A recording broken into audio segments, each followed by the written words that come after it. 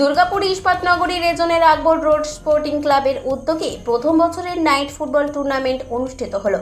ইস্পাতনগরীর আকবর road garage মাঠে এই night football tournament অনুষ্ঠিত হয়। 8টি দল এই ফুটবল প্রতিযোগিতায় অংশ নিয়েছিল।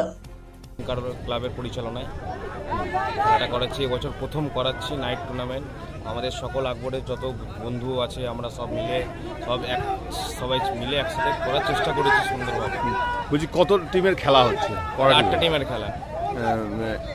এইটার এন্ট্রি ফি কি আছে? 5,000 টাকা এন্ট্রি ফি আছে। এবং প্রাইজ মানি কি আছে? 30 কোটি প্রাইজ আছে, উইথ ট্রফি আছে, ম্যান অফ দ্য ম্যাচ আছে, ম্যান অফ দ্য সিরিজ আছে, বেস্ট গোলকিপার আছে, এগুলো আছে কিছু। ক সাইড নিয়ে খেলা হচ্ছে? এটা 5 সাইডের খেলা। আকবর রোড প্রিমিয়ার কাপ এই ফুটবল প্রতিযোগিতাকে ঘিরে এলাকাবাসীদের মধ্যে চরম উত্তেজনা ছিল।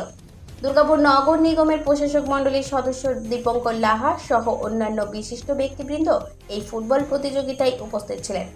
সামনের বছর এই প্রতিযোগিতাকে আরও বড় করে করার পরিকল্পনা রয়েছে বলে জানান আকবর রোড স্পোর্টিং ক্লাবের সদস্যরা। দুর্গাপুর থেকে অনুরাধা সেনগুপ্তের রিপোর্ট, খাঁটি খবর।